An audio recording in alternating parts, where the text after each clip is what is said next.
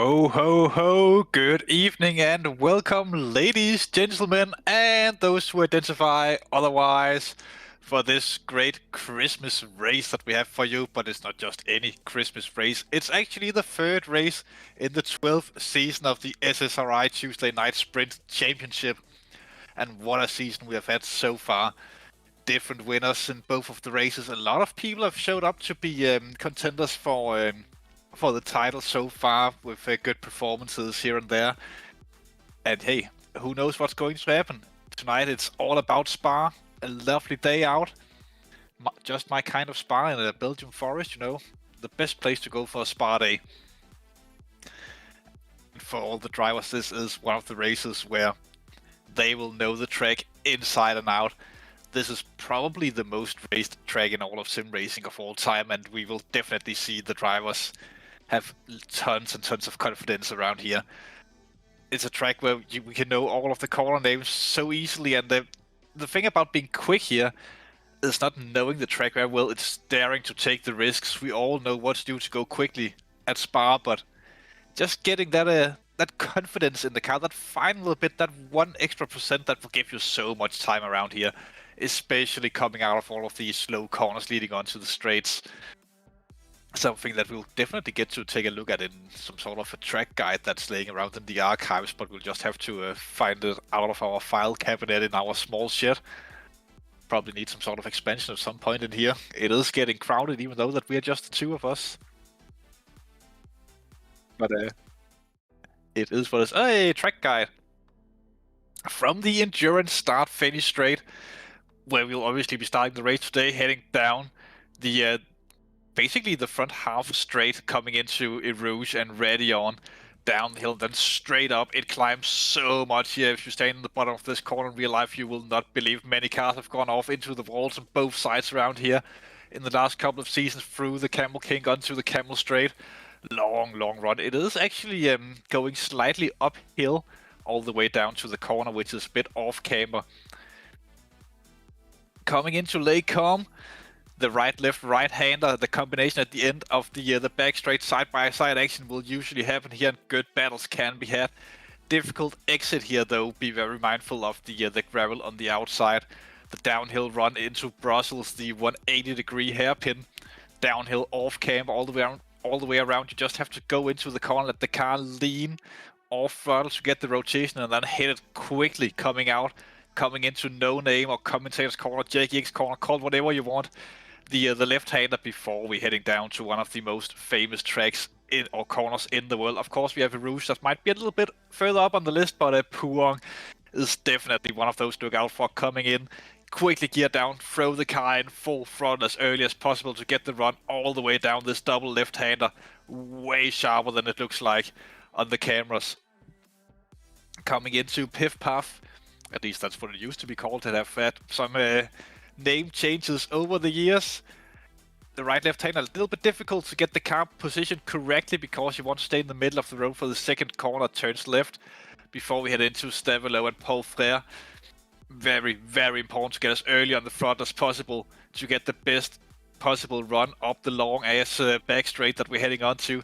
Difficult if you get too early on the throttle, then you might not be able to keep it close to the curb and get the run out. We will probably see some drivers put two wheels into the gravel there on the backside, but up the long back straight, up through the corners, coming into Blanchemont. Very difficult corner in a lot of cars. These GT3 cars not too bad, but this left-hander here we've just passed through, so tricky, a lot sharper than it looks like on the cameras before coming into the bus stop, where we also will have the pit entry on the right-hand side. Super hard braking, so best overtaking opportunity around the circuit.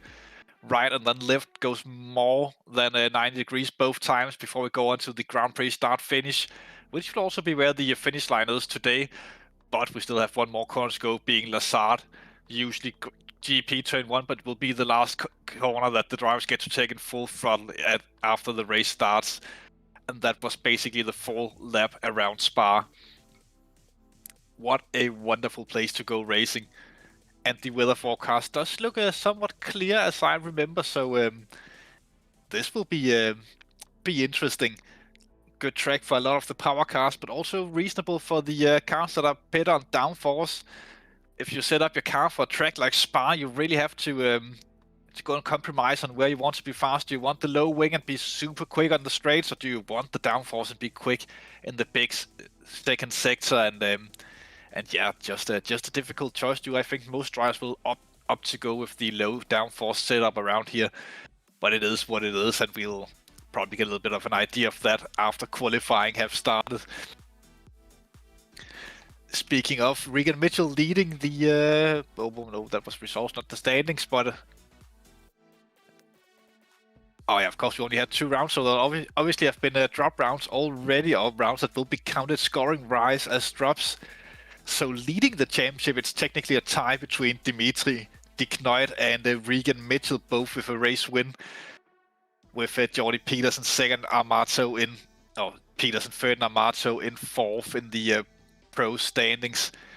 Silver championship, it is the 3 Italians, 3 of the 4 DMF drivers that stand on the top 3 spots.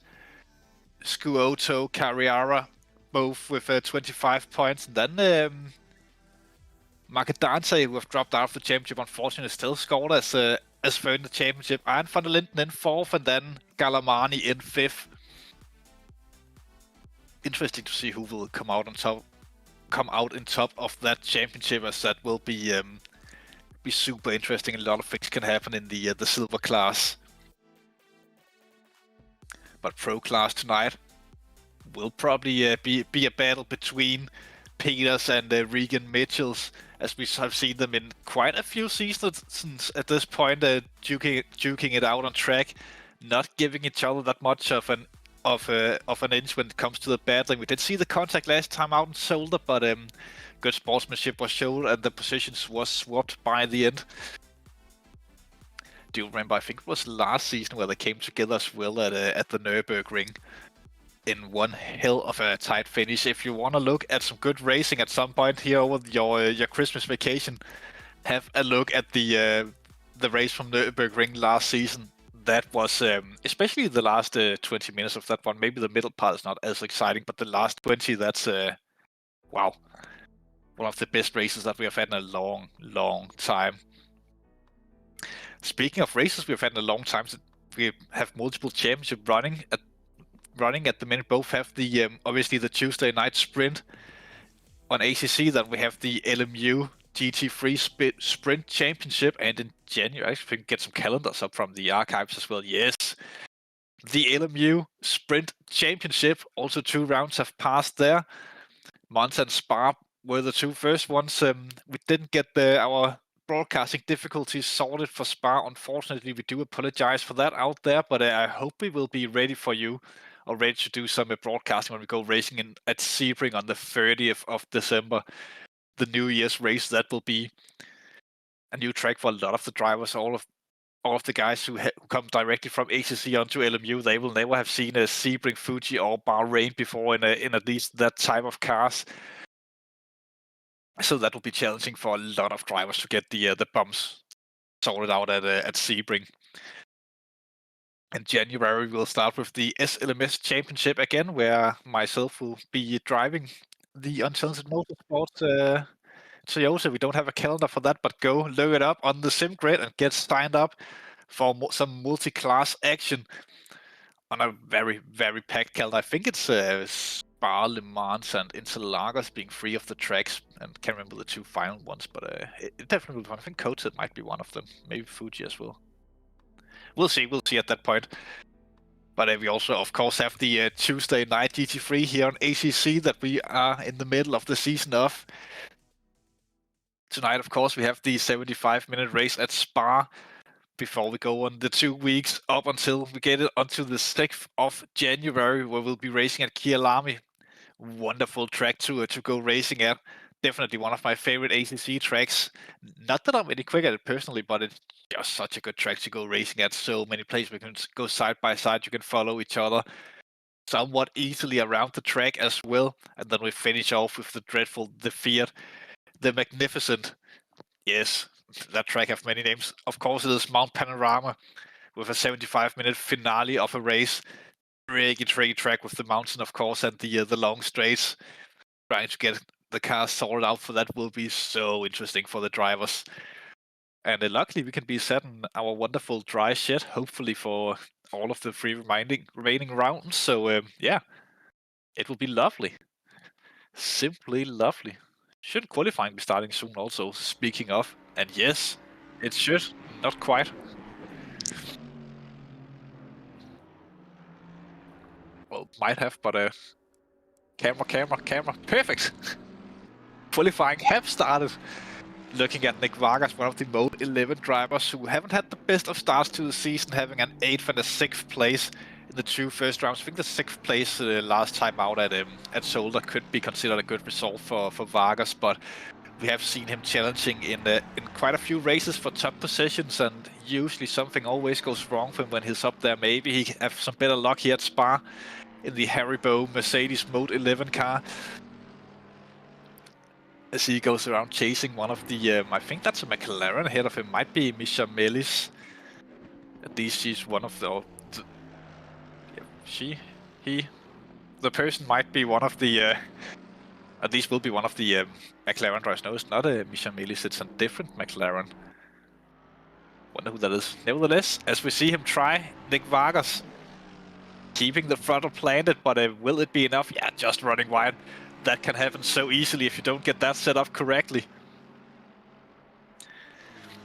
Tucking into the slipstream, will it be a strategy maybe to try and follow someone in the slipstream through the first corner, and then down through Erosion Radion, try to get the slipstream overtake on the Camel Straight? That would be perfectly allowed, but be careful when you do the overtakes in qualifying. Getting in the way of someone would be considered impeding. Let's see what Vargas does. Opens up the gap, so he will have the clean air, and no trouble in starting it here. He will not probably not be catching up to the McLaren ahead. It's Oscar Miazza in the McLaren. But Vargas starts his first time lap. The timing line will be the finish line of the GP circuit. Vargas goes flying through Erosion Radion, full throttle through in the Mercedes. In these GT3 cars, it's just about the limit of whether or not that you can stay planted on the throttle when you go through Erosion Radion, but it does look like that Vargas can do it all. It should be easy enough in qualifying, but come racing with a full tank of fuel, then it might be a different story for these drivers. On board camera with Vargas as well. Looking smooth so far on the steering. Getting it turned in nicely, off the throttle, back on it again. The rotation got down, not using all of the track on the exit though. Through No Name, hooked nicely on the curb using the exit as well. And this is what gets fun into Puon. Trickiest corner to drive maybe in on the track, just going down a little bit speed-wise, quick tap of the brakes, and then just turning back on the throttle. Gets it hooked nicely. So far so good for Nick Vargas. Few lap times have started coming in. The 2:16.9 from Patrick van der Linden, currently set in pole. Rather quick lap from him. Verhel second, Garcia third, Van Melissen fifth so far.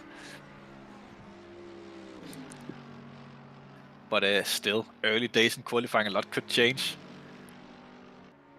Getting up there might be close enough to get a little bit of a helping toe from the car in front.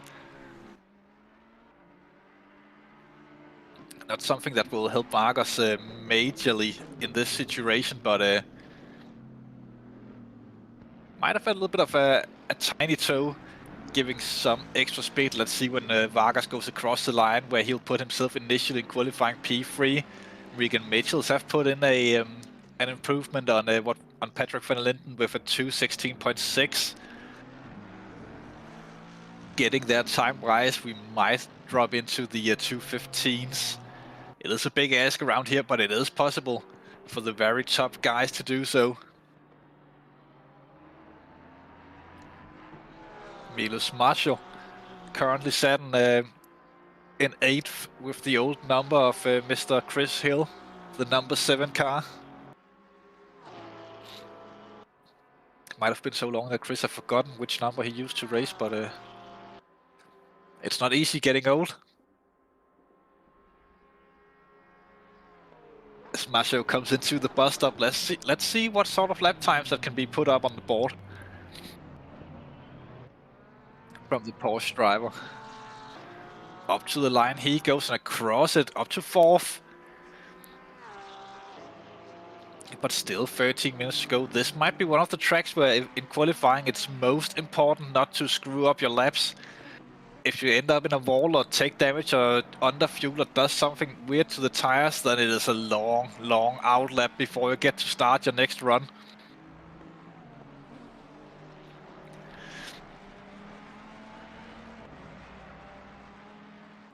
Mitchell's just on the edge of the track, getting a toe. I think that's who the hell is in a gold Mustang? Ah, Hearn, Daniel Hearn. Have been confirmed.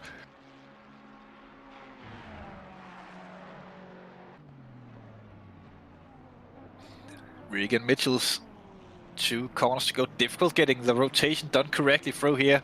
The old Ferrari might help a little bit on that, as you can set it up with a lot of off-throttle rotation. As the Knoit goes to the top of the table by just 27 thousandths of a second. The Bentley driver might be back.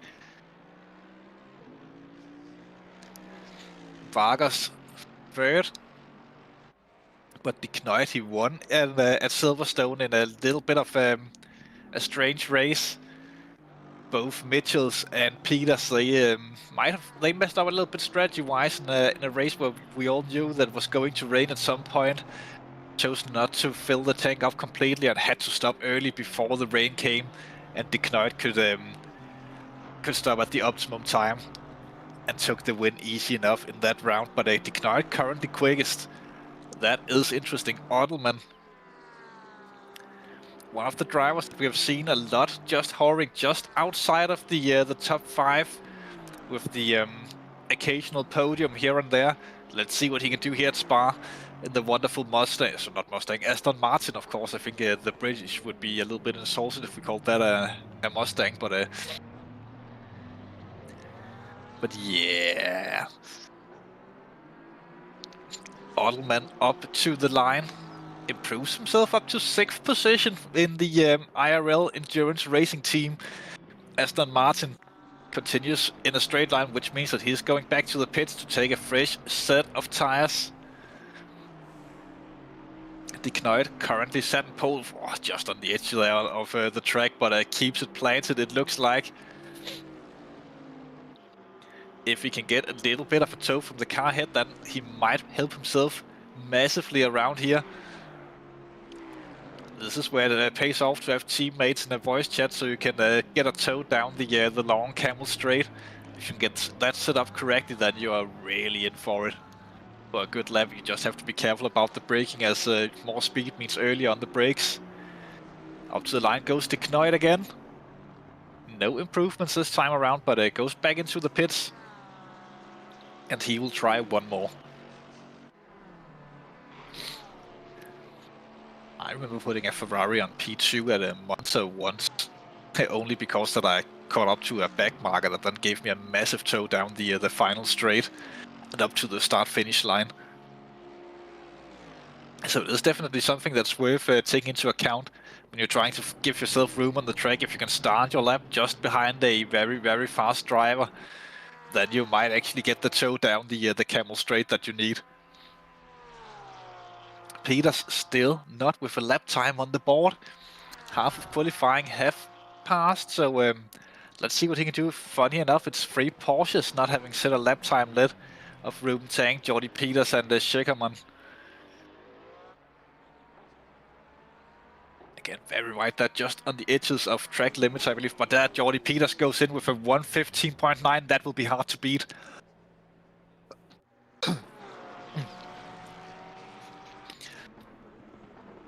What a lap from Jordi Peters. Not impossible, but extremely difficult to beat when you go into the 15th and you are reaching the point of esports drivers.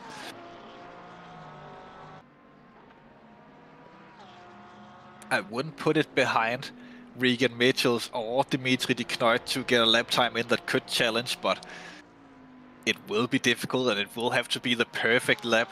Someone will have to pull off to take pole away from Jordy Peters now. Rubentang.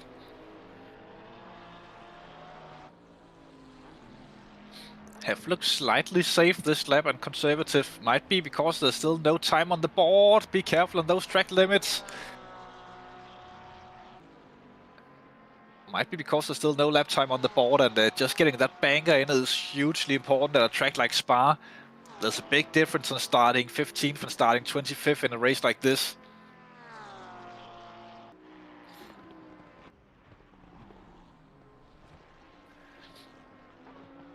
Getting to pass de Knoit into the bus stop chicane. It's called that because in the old days, I think it was about 04, 05, that time period where they realigned the chicane, used to have like this typical or classic bus stop chicane-ish layout, where you go left, right, left, as if you are drawing up a bus stop on the side of a main road.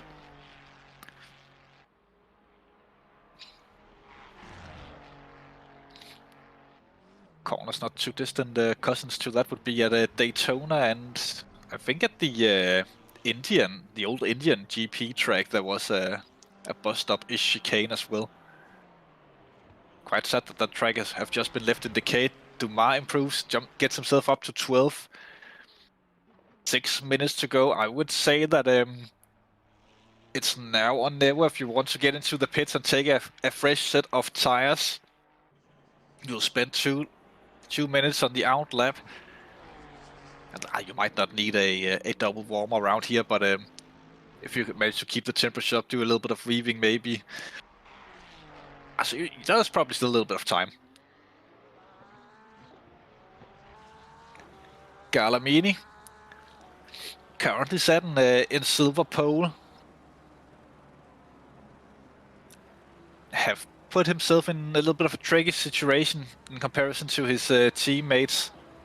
Looks like it's only Carriera who's here today, who's currently tied for the championship lead in the semi-pro class or silver class.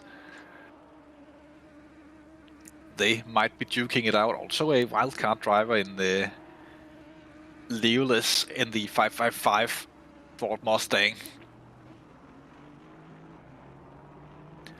But let's see, Carriera into the bus stop. One more corner, getting on the throttle as early as possible. Using the AstroTurfing to the advantage. Gets himself up to 16th, just behind his teammate by 0.008 of a second. Rubentang still out there trying to get a lap, and I don't think that Schickerman is even attempting to get a lap on the board. He might be opting to start from pit lane.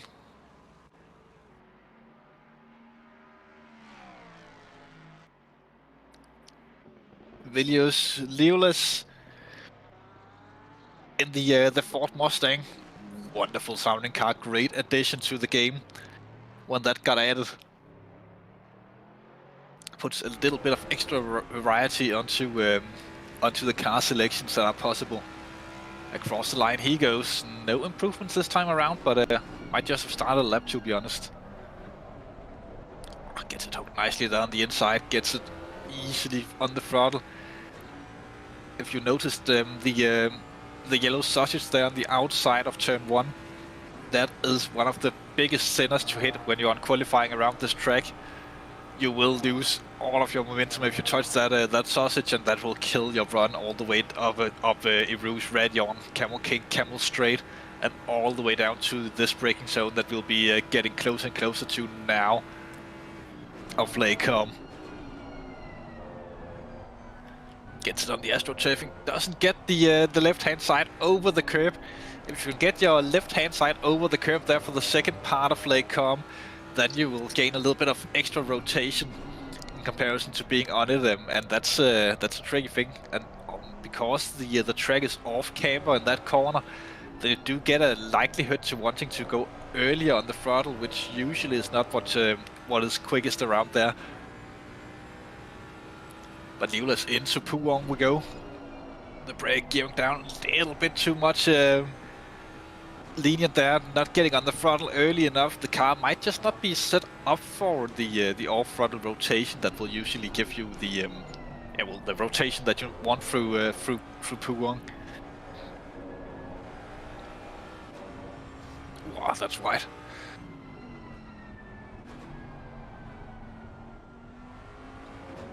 Let's just stay on board here through this part. Not the best of runs out here. I hope he'd validate earlier, elsewise that would have been a set run to get it on. Yeah, it does look like that he's messing with some sort of settings somewhere. And short shifting and everything. Patrick van der Linden currently sat in second. And tied lap time wise with De Knuijt, and then he improves as I'm saying that. Van der Linden now takes second away with a small margin down to De Knuijt, and he goes back to the garage, which means that Van der Linden, he will likely be done. He could potentially, if you are far enough down pit lane, still go out and get a lap in. Jordy Peters, when he goes across the line, then he will start his final run of qualifying. But let's see, will he manage to improve on this one though? Not quite. But one more shot for Jordy Peters. Van der Linden does stay in the pit. We can confirm that everyone who's currently in the pits, they will be done with qualifying. So that'll be Van der Linden, Heeren, Odelman, Verhelst, Vale, Michamelis.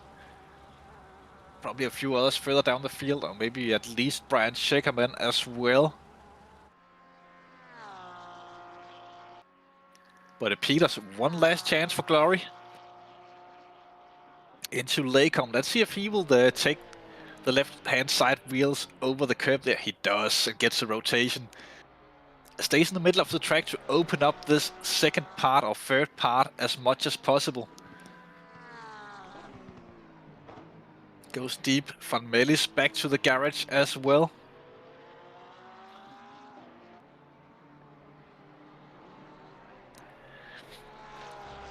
As Peters goes through Nottingham, that looked a little wide, but might have been just within limits.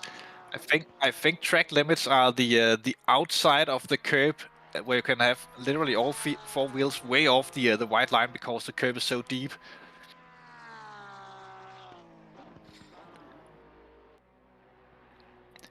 Gets it hooked nicely, stays to the right-hand side to open up the second part of Piff Puff. Using all of the room available on the exit, and this is a tricky one, as early on the throttle now. Getting the run-off, using as much track as possible, getting the car turned in without lifting the slightest before the run up to Blanchimont and the bus stop.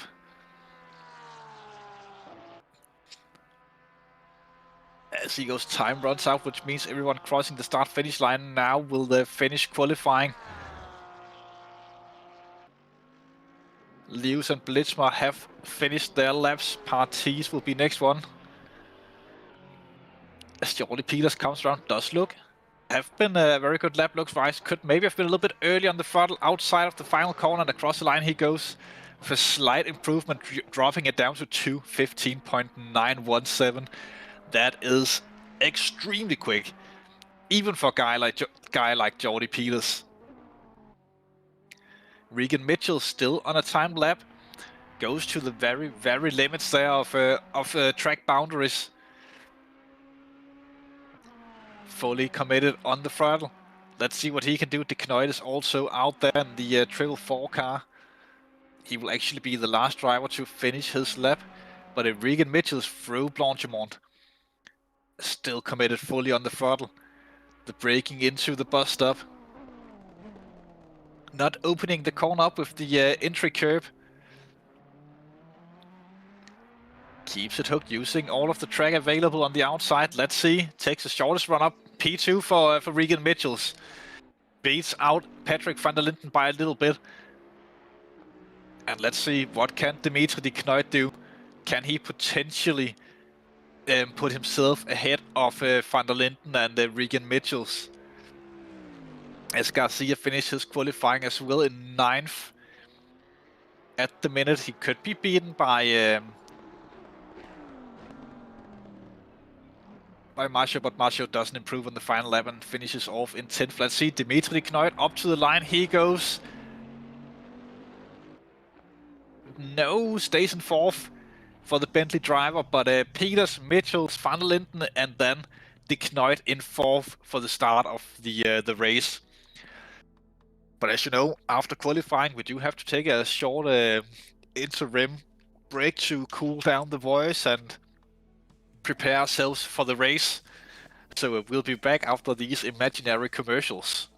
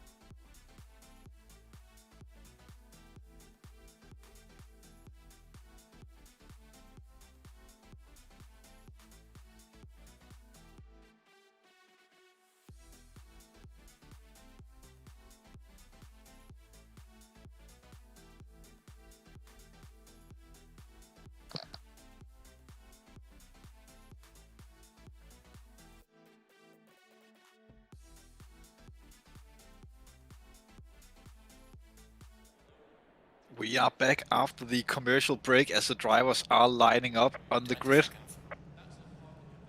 Most of them have dropped down from the jacks and hit ready to drive. And they will have sorted out their strategies for this race. 75 minutes obviously means the mandatory pit stop as always, but whether or not you take tires, that will be the big question today. Do you fuel the car up to the max and take a short stop? Or do you go halfway roughly and take the tires as well? Let's wait and see, but the drivers will be at least halfway committed at this point. They can always opt out of the... I will opt to take the tires anyways, even though if they start on a full tank. It wouldn't be the optimum way to go about it, but it could be done. But let's see the drivers roll out on the formation lap. The slowest that they will likely be driving all day, except for when they're in the pits, obviously. For this track, but get your Christmas snacks ready. Your gingerbread men, whatever you eat for Christmas, snowballs. Have the wine glue if you're German, have the glögg if you're Danish. Nutmeg if you're American, whatever you drink in the UK and the Netherlands. Let's get ready for this. No more Die Hard, no more Home Alone. This is the only thing that's truly entertaining in Christmas time. Sim racing, of course. Peter's already warming up the tires. It is a very, very long formation lap, so you have plenty of time to get the temperature sorted around here. But whether or not that you can maintain the temperature for the entirety of the lap, that's a big question. We will see as the drivers come up to Blanchimont, and they are side by side, that they will start warming up the brakes and tires a little bit more aggressively by going with the foot on the throttle and the other foot on the brake, just to get that that heat radiating out of the brakes into the tires. Through Brussels into Commentator's Corner, or No Name or Jake Yix. The reason why it's called Commentator's Corner, or why people chose to call that back in the days, were because that's the only thing that you could see, except for the start-finish straight from the commentary booths way up on the other side of the track. Sort of just see it there in the background. The rest of the corners would have been covered by trees and hills. Plenty of those around here. Actually a little bit of a hike to get around this track. If you're in bad physical shape, then it's something to overcome.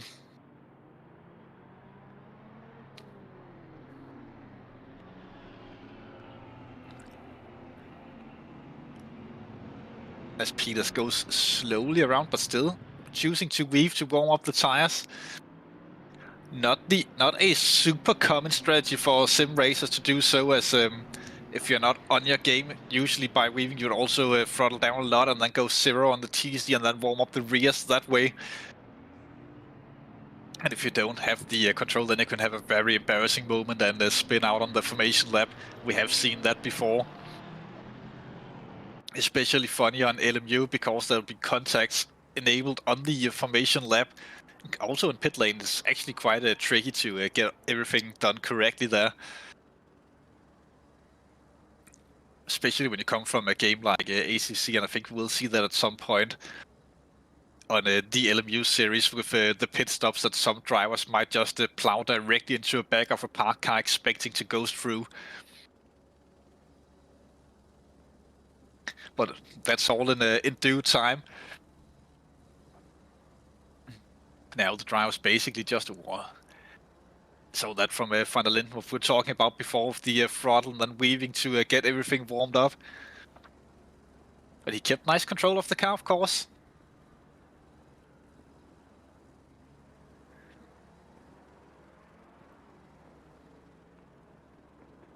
We are getting to the point where the drivers will be told to go into double file. I think they have been told to do so.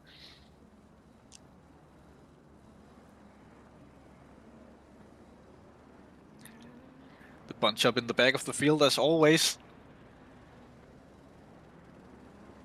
As they come around just one more corner for the top guys. I think the grid have just the right size for no one to be getting the green flag when they round the Lazard. or La Source. That's a different place. La Source. I think all of the drivers will have cleared the turn 1 before they get the green.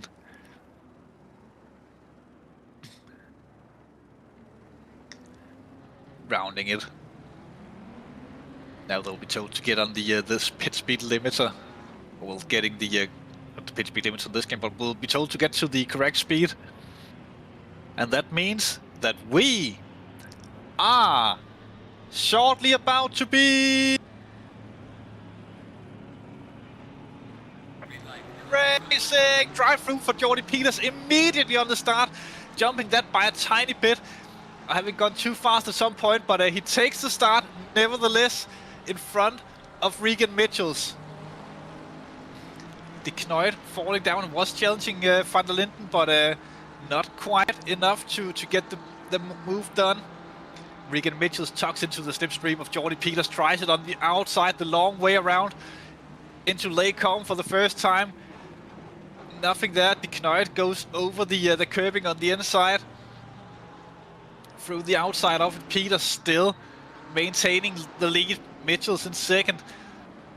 And that is Patrick Van der Linden also keeping third all the way down to fifth. Looks like sixth even have been unchanged from the start.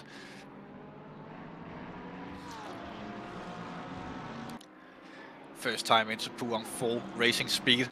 This can be tricky if in the middle of the field with the bunching.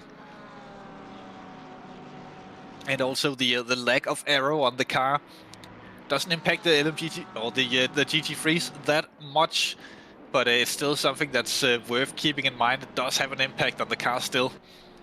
That when you're following another one close behind, then you don't have the same aerodynamics as you would in clean air. Van der Linden getting pressured in the Lexus from the Bentley behind of Dimitri De Knoyd. Also looks like De Knoyd gets a good exit there, tucks into the slipstream.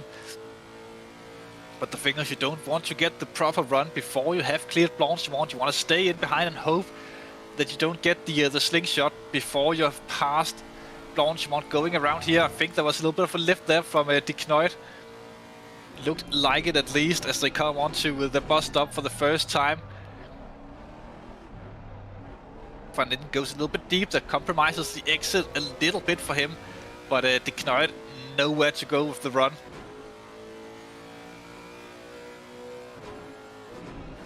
Tucks in but chooses not to go for any silly dives into turn 1. Also, if you go for the overtake into La Source, then you leave yourself very vulnerable on the run down to Lacombe at the end, because the slipstream it will be so much into effect as it's such a long straight. Scaffling in the back of the field. I think there was contact in the bus stop, but everyone seems to be still going.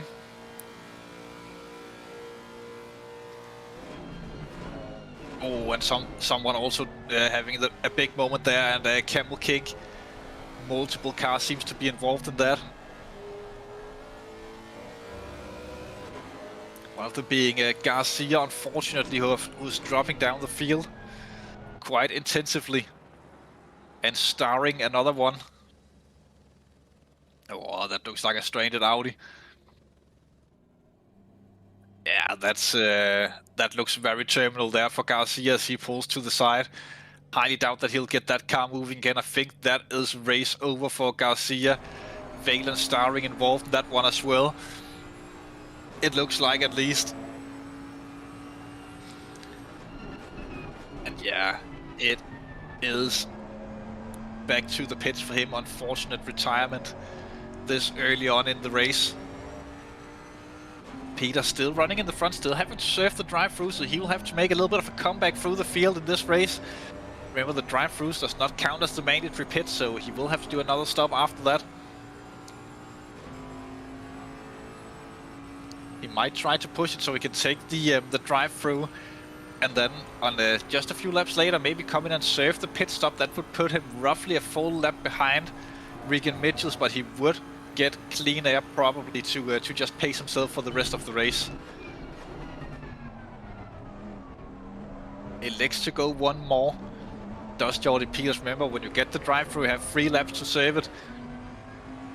After that, I think you get an automatic DQ.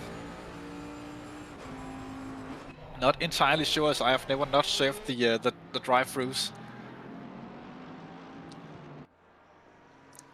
Such a shame for Peters, as he also goes in with the quickest lap of the race.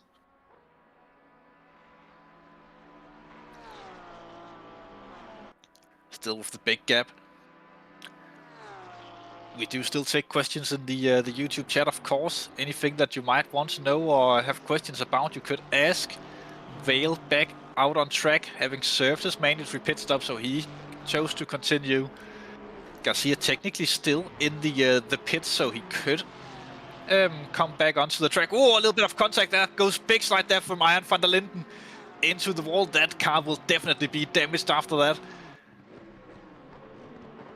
I think that was Milos Macho that he had that side contact with. Definitely looks battle scarred in the front of that that Porsche. Van der Linden still in it though. Might not have been too much of damage impact. The steering wheel still looks straight. No broken windshields. Might just be aero damage on that car. So Iron maybe got out that one luckily. With minimum damage. Oh, big battle here. That's Verhelst. I think that's Van Melis and Ruben Tang. On this one, Ruben Tang goes for and contacts Bas Van Melis as he goes for a little bit of a spin there. And Ruben Tang gets out worst in that, as Van Melis quickly got the car under control and got back to racing. But Ruben Tang dropping quite far down the order. I think that's Van der Linden that we can see behind him coming up. With Steve Parker as well, maybe. Definitely is. This is Iron van der Linden and Steve Parker, the Drift King. Still going strong. In the 44 car, the Drift King himself. Van der Linden with the run. Peters chooses to serve the drive-through now. Probably the worst track to get the drive-through because the pit lane is so long around here. You see the pits go off to the sides here, roughly where the cars will be now. That's where we get the. You have to be on the limits, and then you just have to stay on that pit limiter for so long. Through the Grand Prix pits, and then continuing on the pit limiter down to the endurance pits as well. As Peters will definitely drop to maybe not the actual back of the field, because Vale is still out there quite far behind. But now he goes into the endurance pits as well, that he'll have to go slowly through. Vale lapping all alone, but do remember Vale have served his pit stop already. Might be a little bit of a stretch fuel-wise to go to the end. We do know the Ferrari is very lenient on fuel consumption, so it could be possible for the Mode 11 driver. But time will tell. Back to the front of the field. Mitchells have gapped the rest of these guys by 2 seconds, but the battle for second is still brewing strong. With Van der Linden in the Lexus, Dimitri de Knoit in the Bentley, and then they haven't managed to shake off Nick Vargas yet in the Mode 11 Mercedes. Also 9 different cars in the top 9. We know that both Dumas and Mitchells are in Ferraris, but it's 2 different Ferraris they're racing. So 9 different cars in the top 9. As it stands right now. Milan Dumas applying the pressure, drops behind Verhelst. So Verhelst might have just pulled off a move, but Dumas tucks back into the slipstream, and if there's one guy that you can count on will fight to the bitter end, then will be Milan Dumas. Very good race as he still stays in the slipstream. Looks like that he had to have a little bit of a lift there, but tries it the long way around. But do remember, outside becomes inside, tries the cut back. Verhelst goes a little bit too deep there. Now they're side by side. Who's bravest on the throttle? Milan gets, well, shown the outside there, and not enough room for Milan to continue that attack. Good defense from Verhelst, but will be enough Schegerman into the pits as well. He might have realized that he can go to the end from here and just getting out of traffic as early as possible and setting his own pace. That could be the strategy to go for some of these drivers. I've tried that myself in some races and it does work out nicely.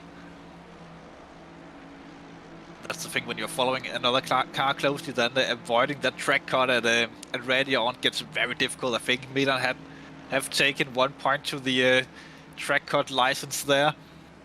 3 track cuts is fine, but the 4th one that you have to serve the drive-through.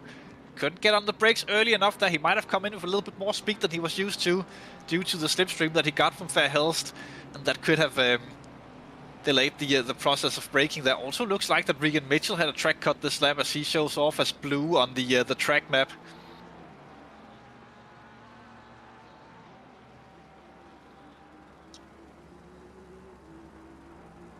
That is being confirmed by Chris Hill in the background. Looks like Verhelst got the gap that he needed to Dumas to maintain the position at least somewhat safely.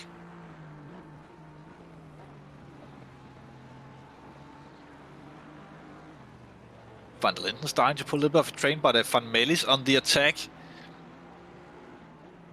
Looking at the back of Parties in the Mercedes does the BMW driver. The Dutchman trying to recover a few positions after being spun early on. But will it be enough for the Dutchman to go flying?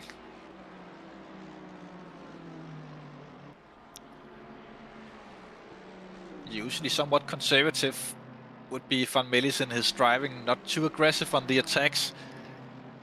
Parties could have a good chance of defending this, but the thing is around Spa, if Van Melis gets the run down, or well, out of the source and all the way down the Camel Straight, then there's not much that you can do as a defensive driver, except just turning over the position. But let's see, into La Source, this is where Van Melis needs to be a little bit brave on the brakes and get the rotation done correctly and get the overspeed out of this corner. Tucks in behind underneath the wing. Have to ensure that you can go through erosion ready on full throttle, even though that you are tucked in behind. Does looks full throttle to me at least. Van Melis tucks in, but does the Beamer even have the top end to go past the Mercedes? Let's see, the gap is closing. Parties going defensive, but it pulls back in as Van Melis wasn't quite close enough. None of them using the entry curve there under braking, but still tucked in.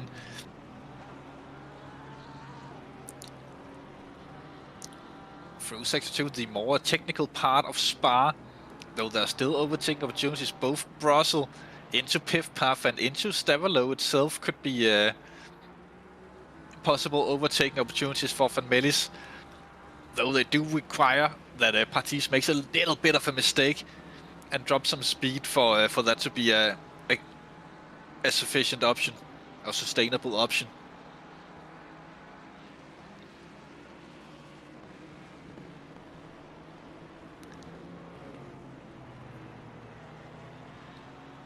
Gets close through Piff Path. Some dirt being kicked up by the car ahead of these guys that seem to be leerless. But every time we get into these corners where it's so important for Bas to get early on the front, get a good exit, it does look like that he's not quite pulling it off. But there might have been a little bit of a lift there from Parties as Bas is closing rapidly up the corners. Next one will be Blanchimont going through.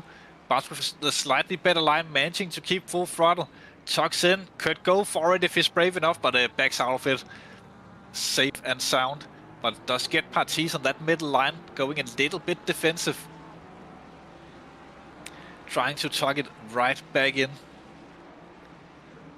Meanwhile, other battles that's happening on track, we have in frame. Who would that be? Is that Mishamelis? Or is that Blishman Parker maybe?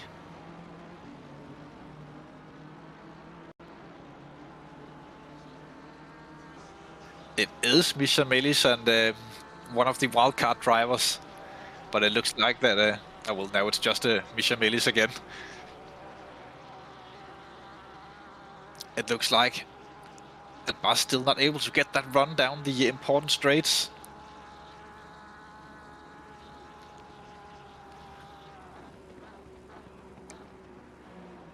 Trying to suck in. I think if you're a Parties fan, then there'll be much rejoicement. Big battle further up the field. That's Ottelman and Verhelst at least, and then Dumas right behind them as well. And I think that's Lillis as well. 4-car battle as Verhelst seems to be losing a lot of positions. They're having a little bit of side contact, getting himself into the wall, then spinning it horrendously onto the track. And Van Melis wrong time, wrong place again for the Dutch driver. Verhelst, be careful not to do anything silly now, but he is stopped and then gets going. Oh, that was so unfortunate for the Dutch driver, as Van der Linden goes around as well.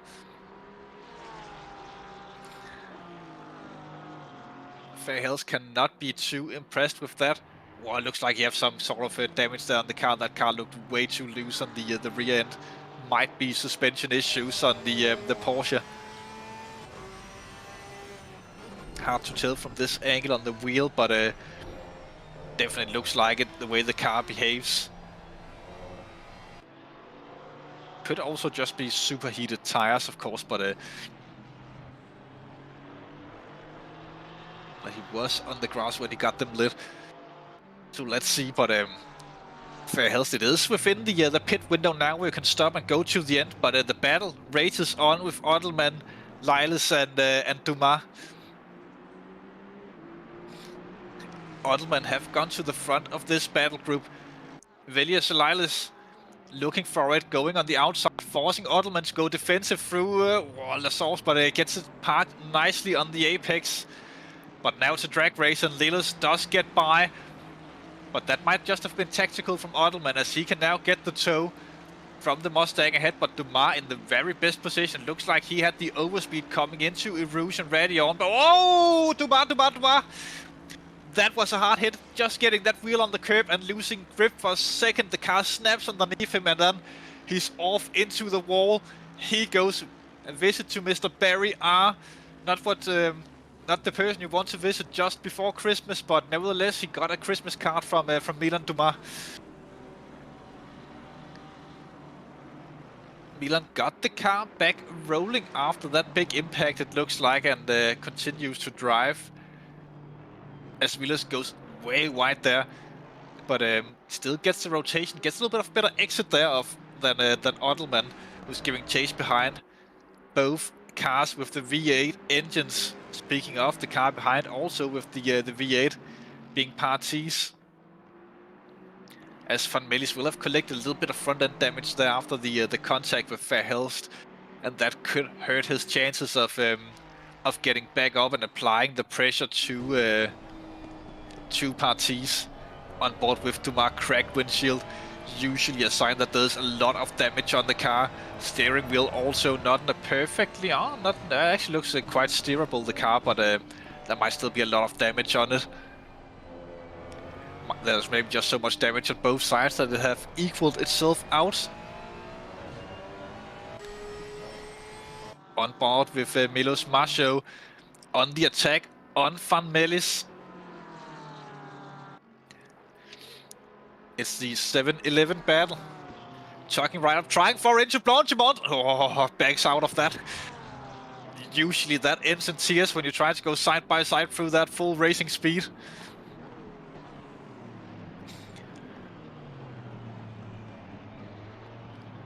Van Melis getting a bad exit there, but I don't think it's enough for Macho to come up and apply enough pressure. Meanwhile, Jordi Peters only a few laps away from catching the tail end of the field at this point. Van Melis super cautious on the brakes there. He might not, he might still be trying to gauge how much damage there is on the car. And that's where Erosion Radion gets really tricky. Just the tiniest bit of aero damage here, and the car will understeer wildly off onto the curbs. And that's when you get the moments like we saw Milan have. Looked to be just clean enough through there on Radion for both of the cars. Macho actually got the track cut there. Van Melis seemed to have gone that cleanly though. Might have been by the the tiniest of pixels.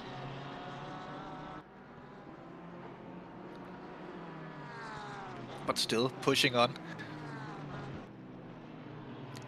Well, we call them track cuts. I know that there are drivers that would call them speed tokens.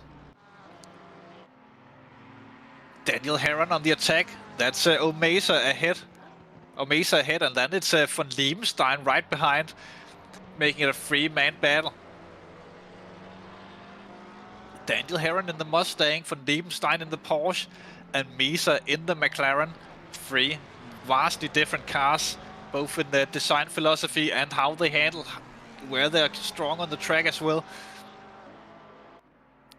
So let's see what this will turn out to be. The Mustang, very, very beefy car.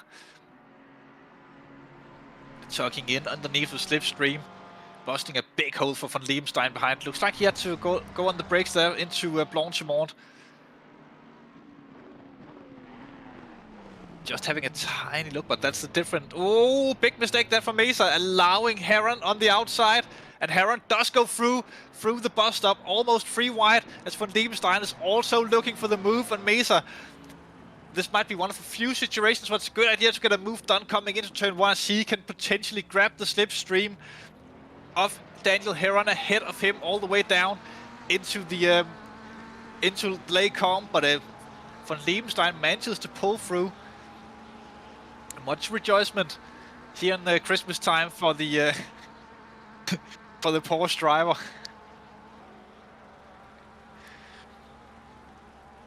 But look at that run through Erouge and Radion, and immediately under pressure from Mesa, and Mesa tries it. He will have to go the long way around into Lake Com, but he's already passed almost before the braking side by side. Remember, the outside becomes inside, and then the outside becomes the inside once again.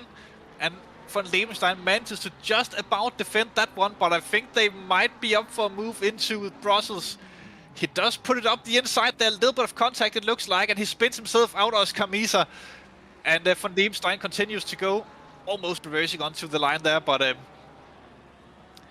keeps it out there and wide enough, rejoining in between. That will be Ottelman and Lilas. Milos Macho still haven't managed to get away through, find a way through, or past. Bas Vermeulen trying to find the way through might be a stupid idea, so that will end up in tears. But Milos Macho on the attack. Meanwhile, Peters have cleared Parker in the back end of the field and are looking for Blishman next time. Macho trying it into Piff Path all the way onto the curb, opening up the second part nicely, but not taking full advantage of the exit there. All about the throttle, but way too wide into Stavelo. That will hurt the overall exit speed. But look at that, I think Bas might have had a little bit of a lift there, as Milos Macho gets a magnificent run. But again, it might be too early. That could end up being side by side into Blanchimont if Macho goes for it. No, stays behind. Gets off the throttle. Macho will have to find a way to not get the run coming into the Blanchimont corner and have it just after, or get enough of a run that he can be all the way alongside Van Melis when they get there. All this battling is slowly allowing for Carriera to get himself connected to the battle as well. Carriera leading the silver class right now, but this time, great run from Milos Macho. He will have to lift at this point. I'll probably lift and then get the run out of Erouge and Radion, but stays tucked right up underneath Van Melis. Might have lifted too late there for it to go on, but we have seen the Porsche being super quick in a straight line before. As he tucks in. This time Melis got the track cut. The speed token was used to try and stay ahead side by side into Lake Com. We have seen this before. Already passed. Oh, contact. And Macho into the wall. Van Melis really getting involved in the stuff today. And Blisma with the drive-through penalty for track cuts. That is early, just 25 minutes roughly into the race for Wouter Blisma.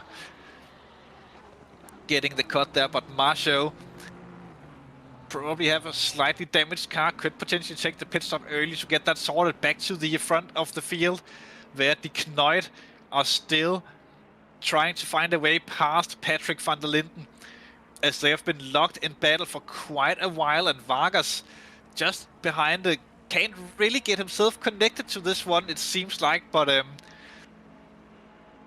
also not dropping away from the battle.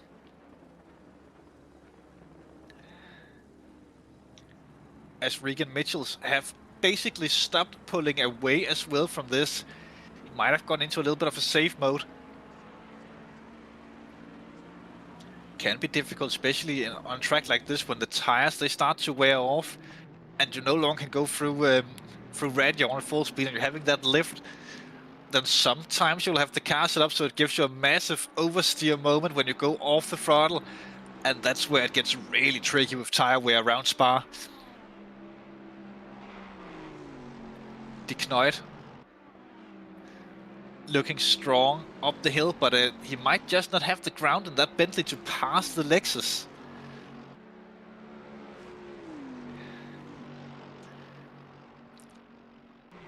Does gain a little bit at the end of the straight, but I think that would be down to the big slipstream that he got. Marcio does come into the pits, probably repairing the damage and getting the car fueled up to go to the end. Maybe a fresh set of tires as well. Blitzma serving the drive-through. But all of this is good news for Jordy Peters, who then gets some free positions and will now be looking for Iron van der Linden already, and 14th next time that he'll have to get an overtake done on track.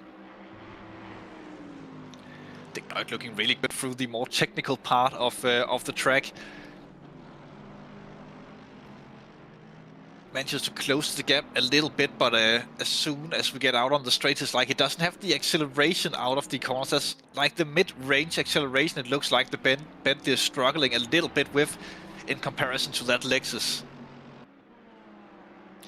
Tucked into the slipstream, nicely tucked in this time. 4/10 behind on the last timing. And that's in the middle between Develo and Paul Frere. So 4/10 behind as we came onto the back straight, not quite enough to go for any kinds of moves into the bus stop.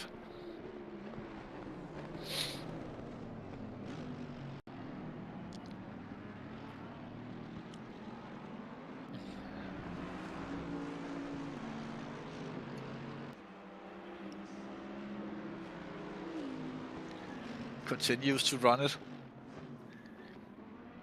But not being close enough into the bus stop that he can force a defensive line from van der Linden means that he'll have to be behind. And then van der Linden can decide when they go onto the throttle, onto the start-finish straight. That just forces De Knoit to stay behind. And again through Radion and Andy Rouge, but not quite close enough. They have gained a little bit on Regan Mitchells up ahead. And they have pulled almost a 10th away from Vargas on the last lap. Who I bet you Vargas will be giving it everything he has to stay with these guys. He knows if a small mistake happens up there that he'll be right there with them and maybe able to go for an overtake. And that Mercedes can be beastly to try and defend or try and get past.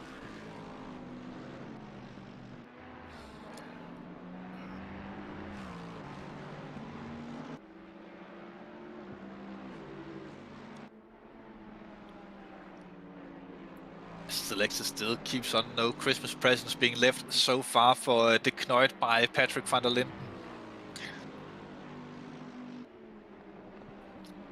Interesting to see if any of them will jump into the pits at roughly the halfway point and go for the tires, or if they will stay out there and have the no tire change. Track temperatures are low enough that no tires, very possible, will be the best way to go. A little bit of slide. The Lexus are a little bit more aggressive tire wear than the Bentley usually are. The Lexus usually eats up the tires, but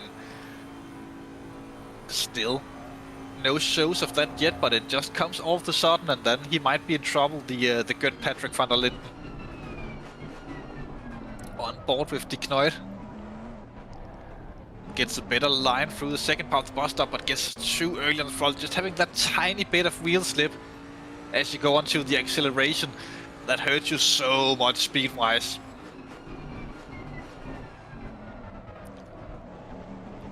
Hooking it tightly as early on the throttle as possible. Have pulled away from Vargas, who's now a second behind De Knuijt. So getting out of the slipstream range.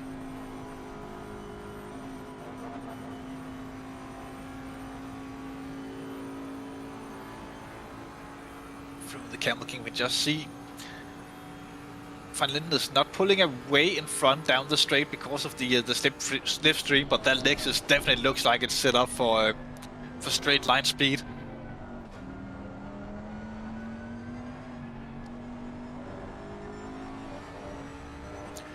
Vale being the lead driver of the cars that have pitted at this point. I think he was involved in the Camel King crash very early on in the race.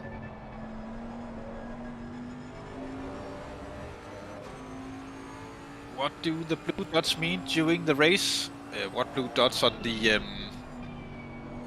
track map? I might assume if it's the blue dots on the track map, then it means invalid laps.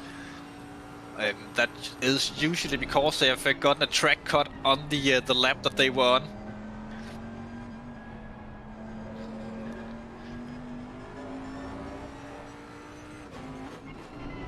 When they turn white, it's a slow car, yellow, it's a yellow flag car, red will be the car that we are following. And for some reason they opted to change the overlay, so it's no longer a triangle that's leading the race, now it's just a dot as it's always as the rest of the cars. I did like it when it was a triangle, to be honest.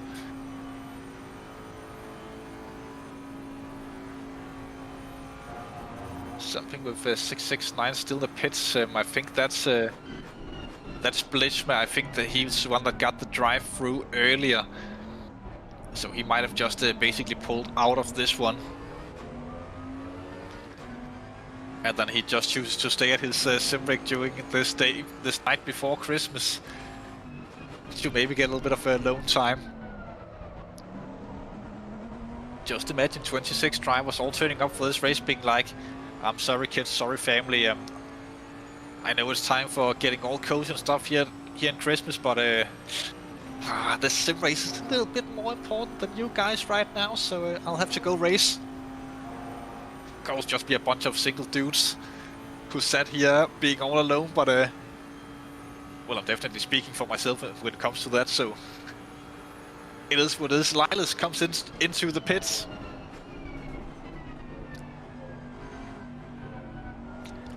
I didn't see which position he pitted from, but I think he was 9th when he got onto pit row. De Knuijt got quite a bit closer this time down the Camel Straight. And now it's all about for De Knuijt staying with Van der Linden through Sector 2 as close as possible now into P1 with a lot of dirty air on the car this time around. That's the thing for De Knuijt, the car will behave very differently depending on how close he is to Van der Linden. And there'll be a new experience every time he gets into the corners. Van der Linden still looks a bit slidey there with the Lexus. It is known to be very loose when you're on the throttle. Sort of like a typical thing from the Toyota brand. So, ooh, bad exit this time from Van der Linden. This could be De Knuijt's chance. Tucked up behind, but having to lift off a little bit there and losing the momentum. Also getting the track out, maybe avoiding the use of speed token or track limit.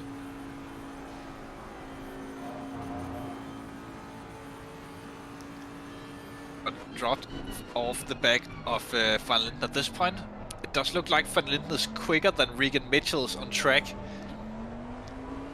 Still not the quickest car though, that'll still be Jordy Peters who's climbing through the field.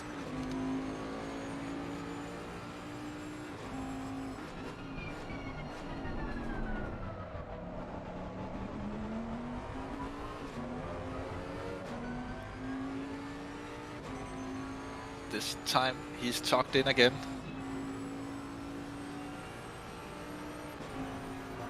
Let's see what he can do. Meanwhile, Van Melle is also under pressure from Ruben Tang further down the field. De Knoit getting another cut. He's getting very, very close to that penalty now. And we haven't even passed the halfway point of the race. So he will have to be a little bit more careful in the latter stages of this one. And Ruben Tang have gone around, driving behind Carriera, and Jordy Peters comes in to take his mandatory pit stop as well.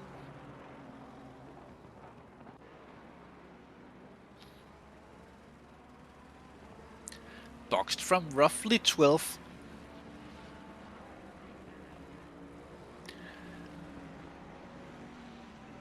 Which means that this battle have been raging on for over half an hour at this point is still going, but that's the thing. One thing is to be equal on pace. Maybe you are a little bit quicker than the car ahead of you, but that doesn't mean that they will give up the position easily. You will have to fight for it, and even though it is a reasonably easy track to overtake on, if you don't have the overspeed, then there's not much you can do about it.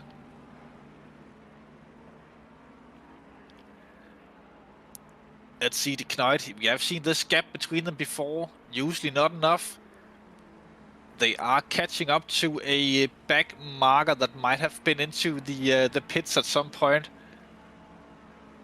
That's Kyalami, I think, ahead of them, and he will have had his stop already. That is Kyalami. He will be seeing the blue flags at this point and will have to give room to the guys behind.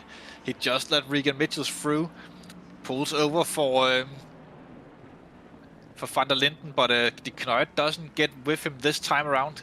Stays a little bit wide though, and gets De Knoit through as well. Maybe held up Vargas a little bit in that one, but you can't win every time when it comes to traffic. Traffic gives and traffic takes.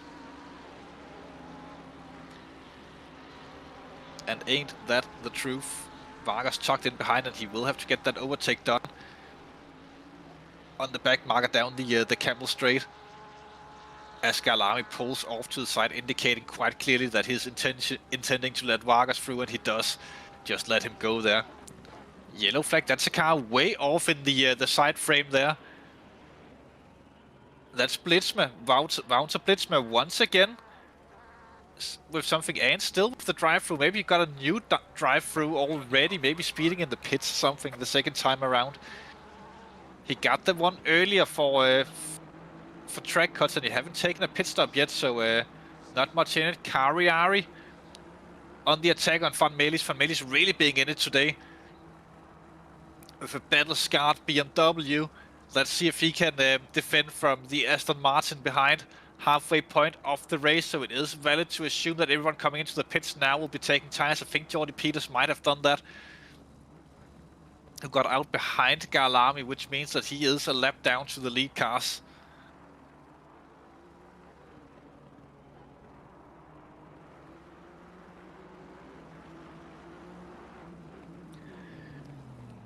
Carriera with Van Melle's. Carriera, he will know at this point that he is the lead car in the Silver Championship. Only 4 silver cars still roaming the track. But he is the lead car. He doesn't have to take any chances on Van Melle's. He can just stay behind if he wants to get the win today, and the second one of the championship for Carriera.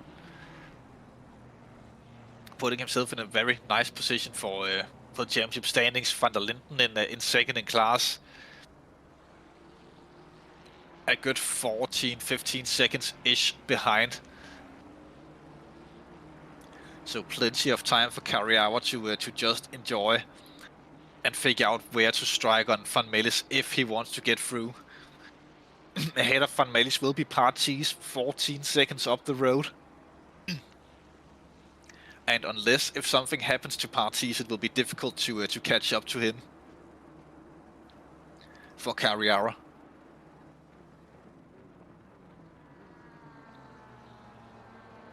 into the bus stop. No one takes a pit. I will assume these two will go deep then and not take the tires.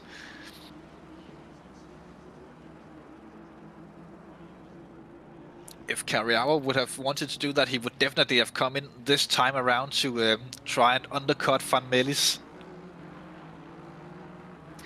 Ruben taking into the pits. Misha Melis have been on pit lane for quite a while, but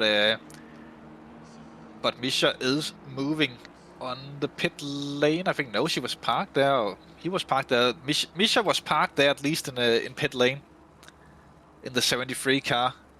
But it is moving now, I can see on the track map. This time Kyalami will tuck underneath Van Melis. I think Van Melis is really struggling with top speed with all that contact that he have had. Definitely some aero damage on that BMW, as Kyalami gets the move done very, very nicely. Bas did try to defend it, but not much that he could do in that one. This time, De Knoit and Van der Linden way closer to each other, coming up towards Blanchimont. Going through it now, full throttle, keeping it in, will be the way, but again, De Knoit just can't keep it in and stay within the striking distance. Oh, Regan Mitchells and De Knoit coming into the pits. Could assume that they're going for a tire change. Van der Linden stays out on track. That could be his ticket to glory. We saw Jordi Peters passing there as well, but he is a lap down to the race leader. Van Melis haven't given up on Kyalami yet. Still trying to hang in there with the Aston Martin ahead. But will it be enough? Ian van der Linden did stop from second place in silver class or semi-pros, which means that Steve Parker's currently sat in P2. The Drift King himself.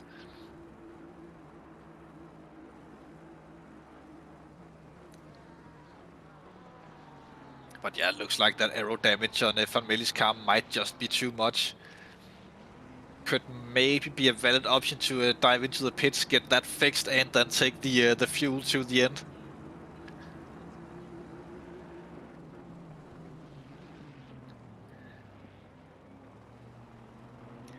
Oh, did Van Melis hit the inside wall? That almost looked like that he clipped it.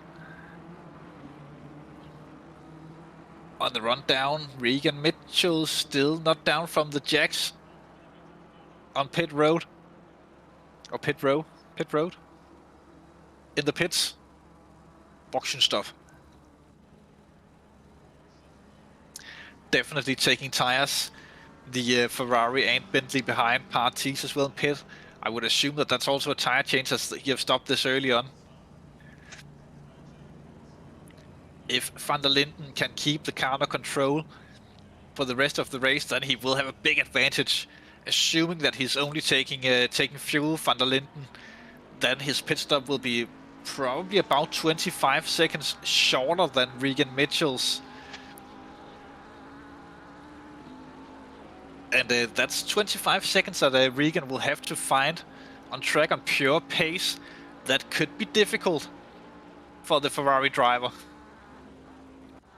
Because the laps are not that long here, you really only gain the time in the corners, and there are not that many of those around Spa. Just a regular amount of corners around here, even though the track is way, way longer than most. Looking from the roof of Ian van der Linden's car, he have stopped. That's Ruben Tang behind. Ruben looking for the move into the bus stop, actually gets the car in there, but it pulls out the best he can. Really getting everything on the brake there to get out of that one. He was just in a position where if Van der Linden had turned in fully, then there could have been contact and a big crash. Well, not a big crash, but a spin at least between them. The Drift King, Steve Parker, came into the pits. Kyalami still out there on track, so he might be going for the no tire strategy as well. I do think that the entirety of the current top 7 will be going for the no tire strat. Probably what I would have lined it up for as well in the start of this one. Ruben Tang on the outside of Ian van der Linden this time. Down the Camel Straight. behind the trees. He did manage to go through, but now Iron gets a little bit of slipstream. Will he try the launch into late comp? No, he backs out of it. Concedes the position to Ruben Tang. They are in different championships. The semi-pros, or the silver class, and the pro class.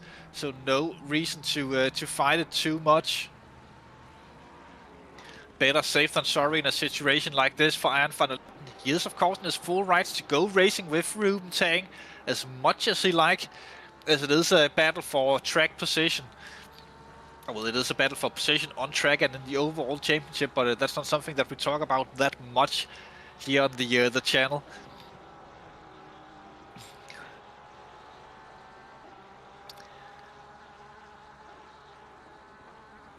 But van der Linden drops down.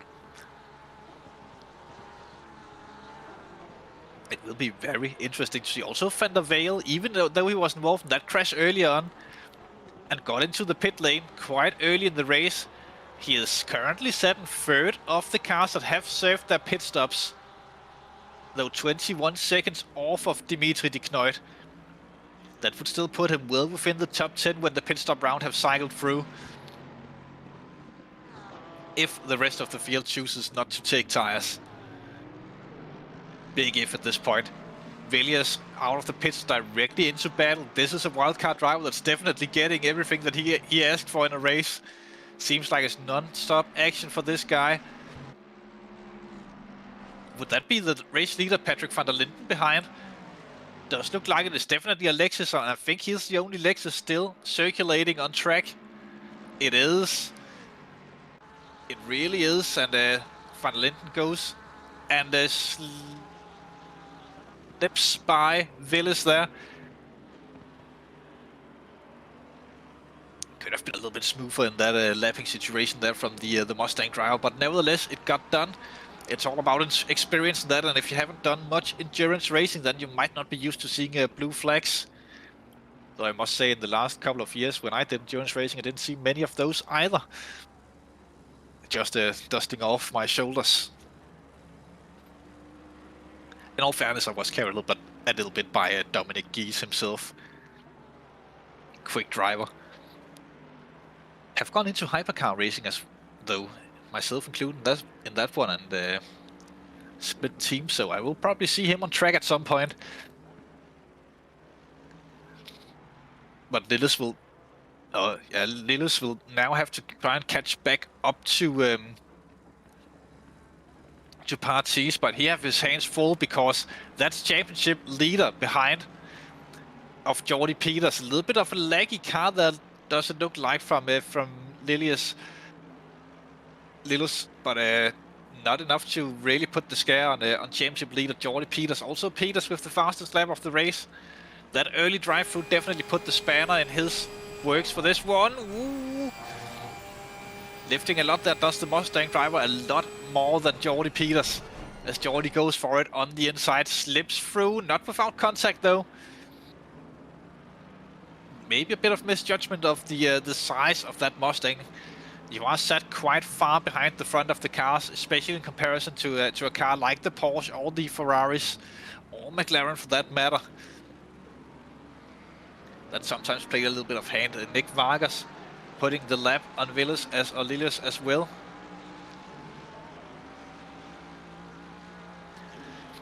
As Peters have reclaimed 13th already. He might get a few positions when everyone cycles through the pits. If he recovers to within the top 10, which he might do, then it's a pretty good deal considering he had the drive-through early on. But Peters, he already had a much worse result than this in the championship, so a bad result here that could potentially put him in a situation where he does need de Kneut and Regan Mitchells to have some horrendous races later on in the season, maybe even multiples of them in the two final rounds to be in it for the championship win. As de Kneut's current rough result is a 4th, and Regan Mitchells would be a 2nd, where Peters already have that 17th of round 1. And now he's getting another one that's not in the top 3. Or getting a result that's not in the top 3. It does seem a little bit harsh to call that a bad race when you don't finish on the podium but for a driver like Jordy Peters, I think that he is targeting the podium every time that he goes out on track. And honestly, he might be targeting the wins, but he is in the podium contention at least every time he goes out there on track. Today though, it's De Knuijt, Van der Linden, Nick Vargas and Regan Mitchells who's duking it out for those positions. The gap between Mitchells and De Knuijt is not moving a lot, not even after the pits. It have been around that 2.3, 2.6 gap between them, basically since the start of the race. Jordy Peters this time on Parties. Parties defends it nicely, but Peters just with so much more speed and confidence in the car. Tons and tons of grip in that portion, he gets through without too much of an issue, but now there's 20 seconds. Oh, I said that too early. Little bit of a contact as Peters gets going again. Parties does sort of ish let Peters go through, and that's weird contact there on the straight. That will definitely be reviewed later on. But he does go through, but he does have about 28 seconds now up to Sander Vale. Will be next on track for Jordy Peters as he continues the race.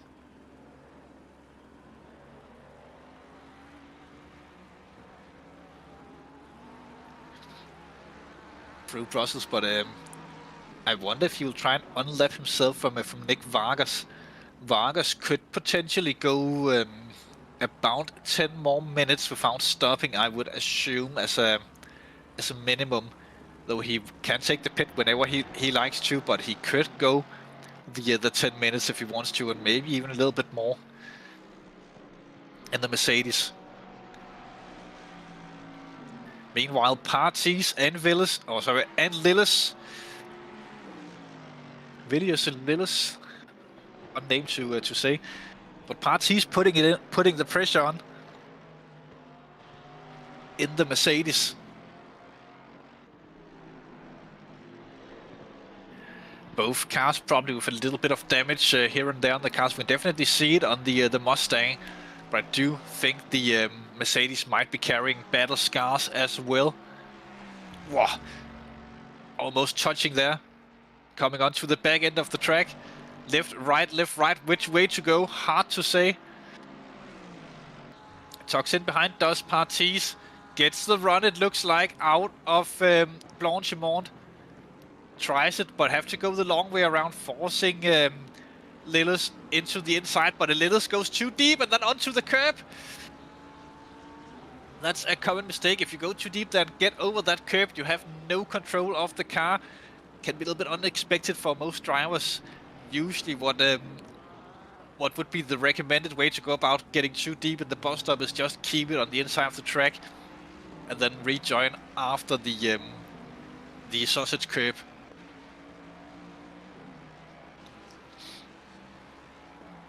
But Parties gains the position, or keeps position, gains it. Keeps it. Gains it, he overtook. Yes, he gained the position on Lillis, puts himself into 13th on track, but do remember that we still have 8 cars that need to take a pit stop.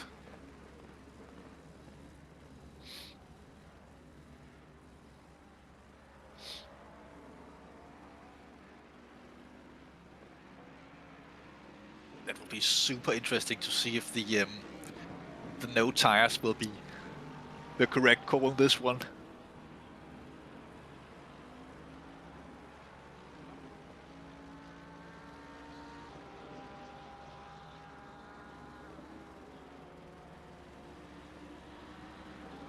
Parties with a very good gap up to that'll be Peters. That'll be next for him.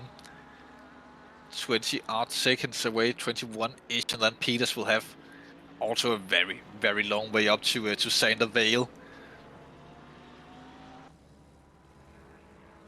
Meanwhile, Patrick van der Linden still keeping control at the front of the field. have dropped about a second on lap times. Or is dropping about a second lap times wise, I think, to Regan Mitchell's. We have seen Mitchell's lapping in the low 16 or mid 16s in the race, while Van der Linden is up in the 17s. Still very, very strong race pace for the Lexus driver. 20 minutes still on the clock.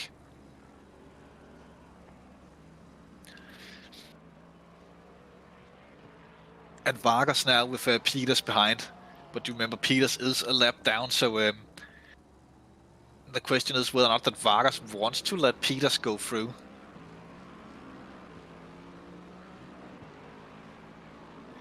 It could be a reasonable choice and then just chucking into the toe behind Peters. But if he wants to let Peters go through, I think we will see him do it on the Camel Straight at some point. Maybe hoping that Peters gets the run himself.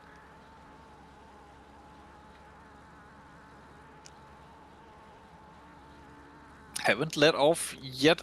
There, Vargas lets him go. But now it's the question, can Jordi Peters pull away from Nick Vargas? He will have to pull a reasonable gap quite quickly to Vargas for those blue flags not to become an issue for him later on.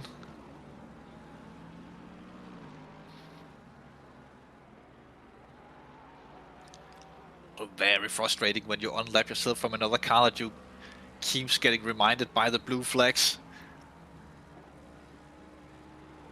But he is slowly pulling away. Have opened a gap that justifies the unlapping at least.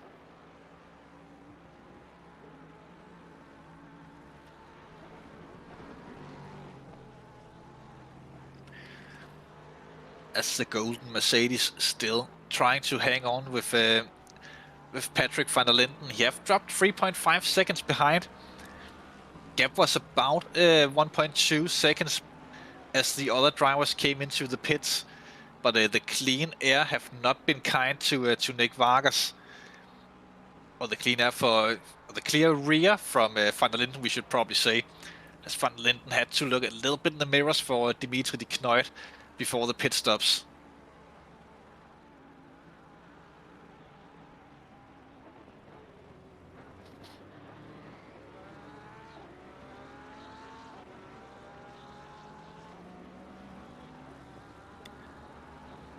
I think maybe Kyalami, he was close to the tank, but nothing much. Patrick van der Linden comes into the pits though.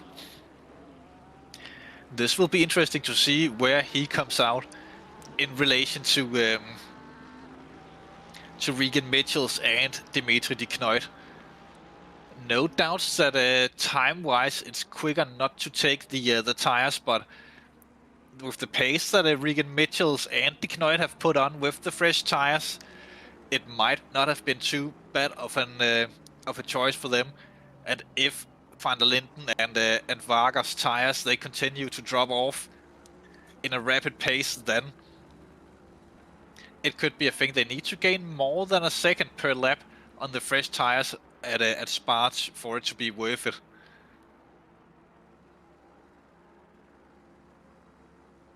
Roughly 1.2, 1.3 seconds every single lap time, every single time they cross the start-finish line for it to be quicker.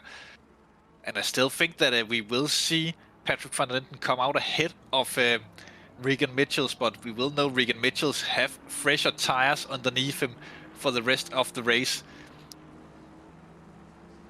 Van der Linden gets going. He does get released from the limiter as he crosses underneath that bridge even slightly before. But do remember that he's still not up to racing speed yet. He will still be on the pit exit. And Regan Mitchells, he will be coming fast.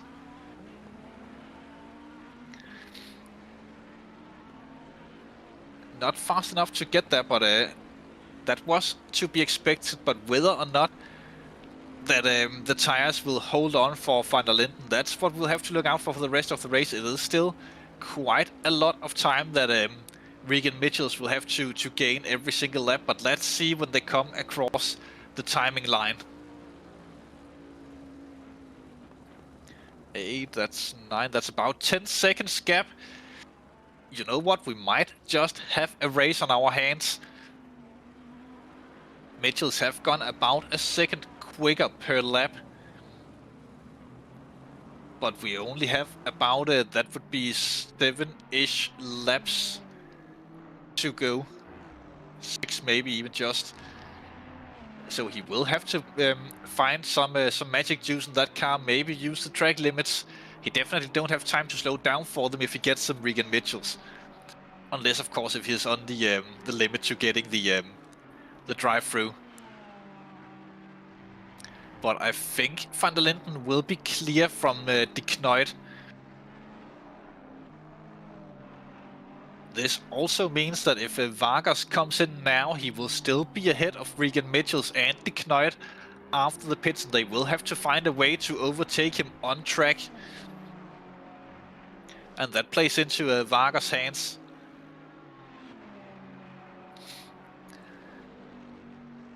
But he will have to come in at some point. He will actually get a reasonable chance of staying clear of them. He had about 2 points. No, it did go up to over 4 after he got lapped by Peter. So let's just say 4.5. That would still be It's about 4 seconds until he gets into that risky point. But question is how good he is at getting the car slowed down. That was Parker we saw in the background going a little bit wide as he lets Regan Mitchells go through.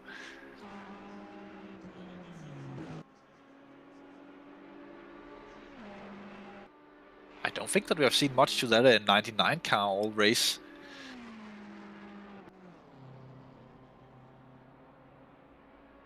Chikanaukas. Definitely butchered that name, but he's just been minding his own business at the back end of the field. I think he got involved in something earlier. Both Chikanaukas and Willis seem to be Lithuanian drivers. Could be involved in some sort of a racing team. They just chose to go race here as there was a race on the 23rd, and they might just have felt like it. They're actually close to each other on track, even though that Chikanaukas is a lap down to Leolis.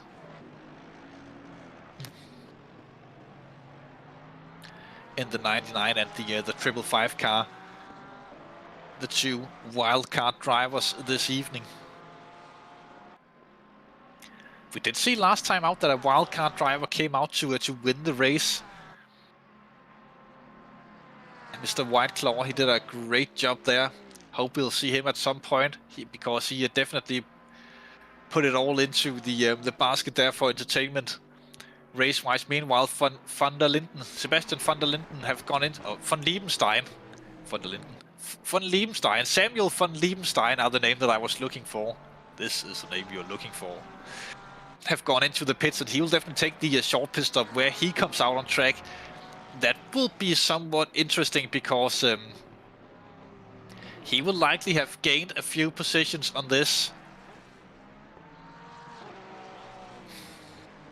Even though I think he was battling Daniel Herron and Miyasa early on in the race, so they are probably the drivers that he'll be held up to, and they are also on the strategy of staying out on track. This is Daniel Herron we're looking at here, who's right behind Chikanaukas, who we see just ahead of him in the 99 car. We see Naukas, that looked a little bit too close for comfort, but does manage to keep it on track. Daniel Herron currently P2 on track. As if Van Liebenstein have rejoined the track. That's the 73, and then it's a 44, 44, 73 all the way down there, so there'll be a lap down. He is in the room between Sander Vale and and De Knoit. Vargas comes into the pit from the lead. Same thing for Daniel Heron. Nice and early on the pit speed limits and not risking anything there from Heron. And this is race, or will presumably race leader Patrick van der Linden that we are following. Likely going to retake the lead as the pit stops have folded out. Well, there'll still be Mesa and Ottleman out there on track if they are not coming in this time around. I don't think they did. I think they passed the pit lane already. No, the 80 of Ottleman comes in, which means that Mesa will be racing for at least, or leading the race for at least one lap.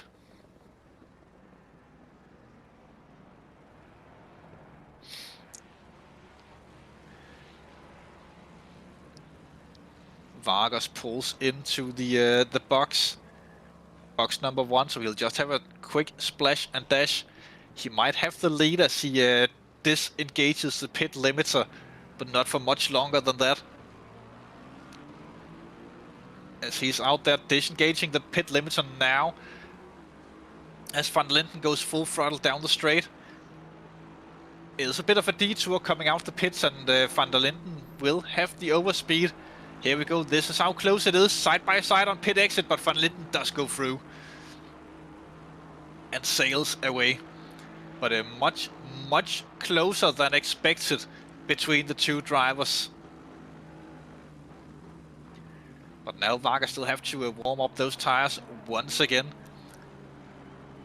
But this just proved that Vargas and Van der Linden on the right strategy call. Though look at Regan Mitchells, he is catching them, and he is catching them quickly. 2.8 for Mitchells up to Carriawa, and then 1.7 from Carriawa up to Vargas. He does need to find a lot of speed here for the last couple of laps, but it's still out there to play for. He might not be in range of catching Van der Linden at this point. He would need Van der Linden to make some sort of mistake, but could potentially still catch Nick Vargas, who would be quite satisfied with a P2. I think Vargas would, after the start to the season he have had, with an 8th and a 6th position.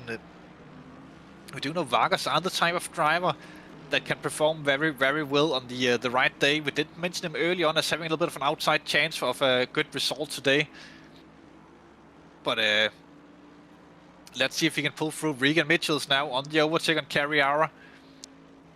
Gets it done easily, it looks like, as if Carriawa had a bad exit on bad tires. But Carriawa will definitely come in this time around. Mesa also have come into the pit and gives away the lead of the race, or gives it back, we should say, to Patrick van der Linden, who will retake the number 1 position. But everything could still happen. Track cuts could still become a huge factor in this race. With 7 minutes to go, there's still plenty of opportunities to run wide and get the track cuts needed for a drive-through, and that would be a catastrophe at this stage in the race. Meanwhile, Peters with a slight chance of catching up to Vale by the end of the race. Probably taking a top 10 position, as Carriawa will likely drop out of the top 10 after this pit stop.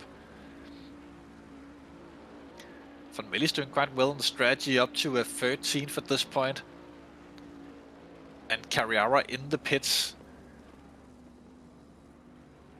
Mesa rejoins the track. Will have dropped from the jacks and are moving, but he haven't gone off the limiter yet, but he will probably, as I'm saying that.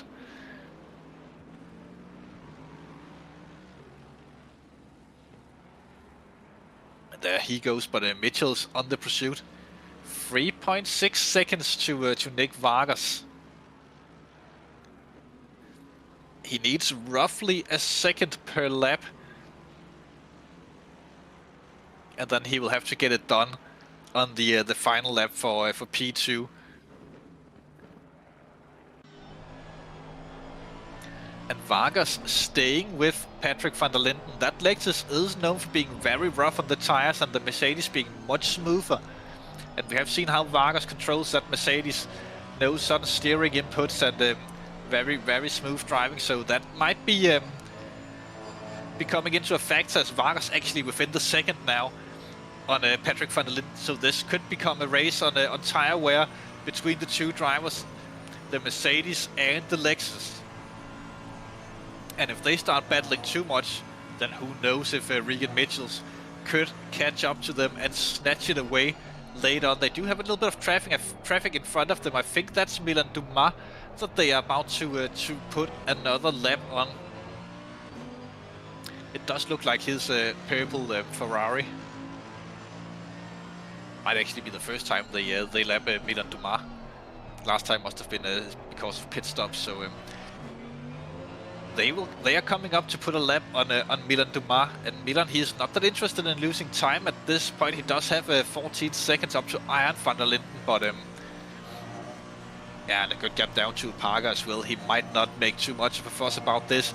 Does give Patrick van der Linden a bit of a tow down the Camel Straight and pulls off to the side. Does he let both of them through though? Doesn't look like it.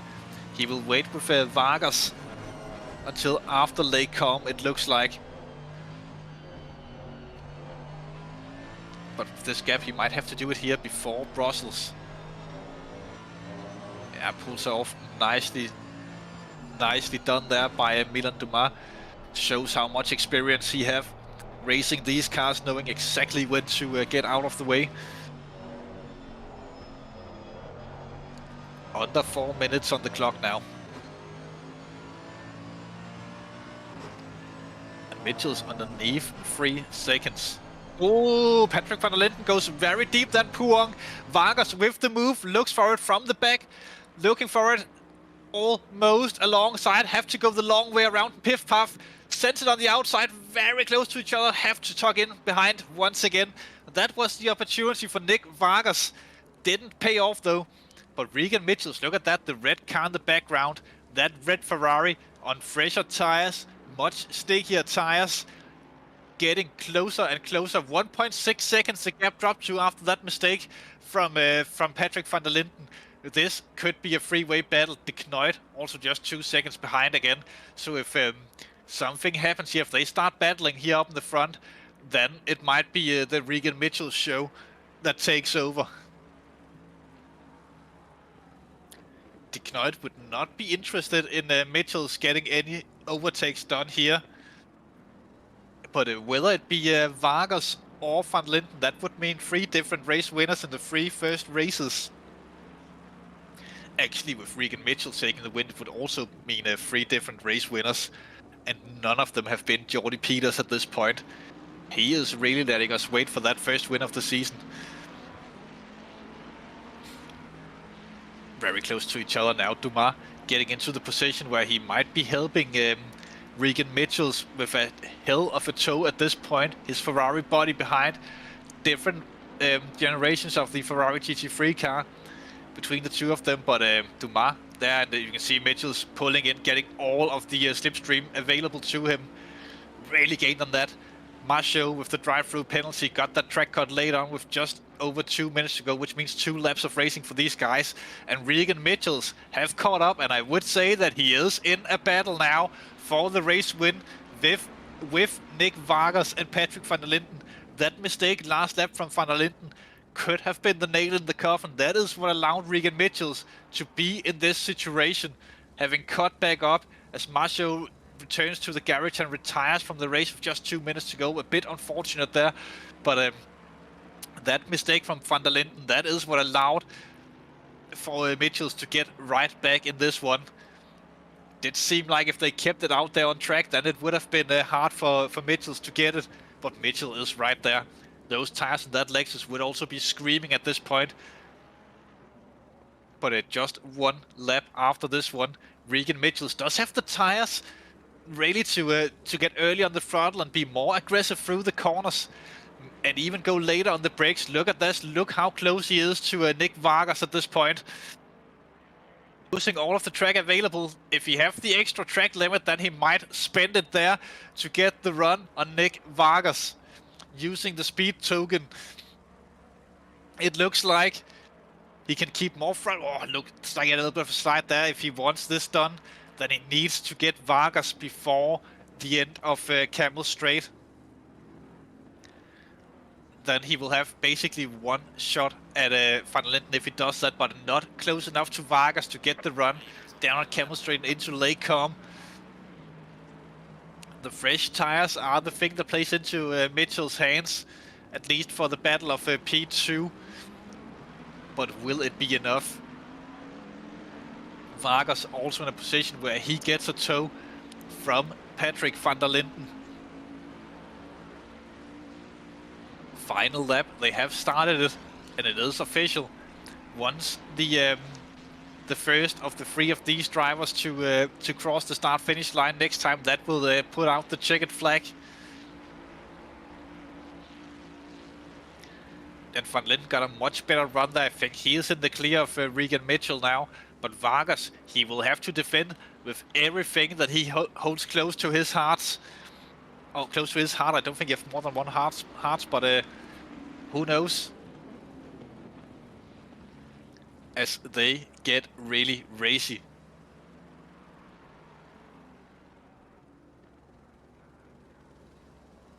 Look how much more speed that Mitchells can carry. That goes very, very wide.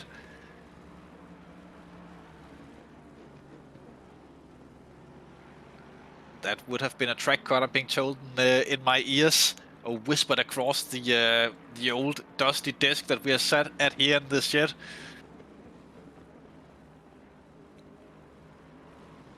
But this will be it for Mitchells, and look at that, Beknoit also getting along in this one. This might be the closest top four that we have ever seen on the channel. And Van der Linden with a horrendous run out of Stavelo the final time allows Vargas to get the much better run, but looks like Vargas had to lift there. This could be 3 cars nose to tail through Blanchimont for the final time. Vargas have lifted a little bit, looks like, but Regan Mitchell's really on it, lifts early, tries to get it on. Vargas could go for the win if he's sneaky about it. Van der Linden goes slightly defensive, forcing Vargas very, very deep. This could be the opening for Regan Mitchell's, but no, they choose to play it defensive enough there. Patrick van der Linden takes the race win here at round 3 at Spa. Great race. Nick Vargas takes P2. Regan Mitchell's finishing 4th. And Dimitri de Knoit in 4th. What a race we had. And big surprise also, Daniel Herron secures a 5th position. Strong result for the Brit as well. Von Liebenstein will be 6th. And Misa in 7th. Alderman 8th. Vale 9th. And then Jordy Peters will take a 10th at least. That's how it looks. He is close to Vale, but he could get in trouble for a vengeful hit on Willis if it gets reported after their contact and the run there. But let's see how it all pays off.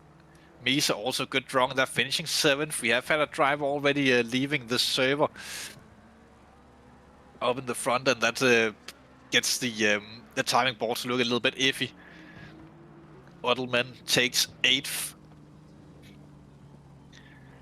Still waiting for Carriera to come across and claim the win in the semi-pro class. Parker will be 4th in that one. Partij looking for 11th overall. And 11th in class. Good drive from him. Here comes Carriera, race winner of the silver class or semi-pros. 2nd one of the season. Van Melis with a very, very battle-damaged M4 BMW comes across the line to finish. That would be 11th in class. Leaders, the best of the wildcard drivers, Verhelst across the line as well. Kyalami will take 2nd. Oh, still actually a battle between Kyalami and Iron van der Linden as they came across the line, or not have come across the line yet. Here we have them for P2 and P3 in class. They can't drop any further down. Kyalami goes way too deep there. Van der Linden staying on track. And now it's a drag race, but that could be seen as cutting the track, gaining advantage, but across the line we go. Kyalami finishing 2nd at least for now.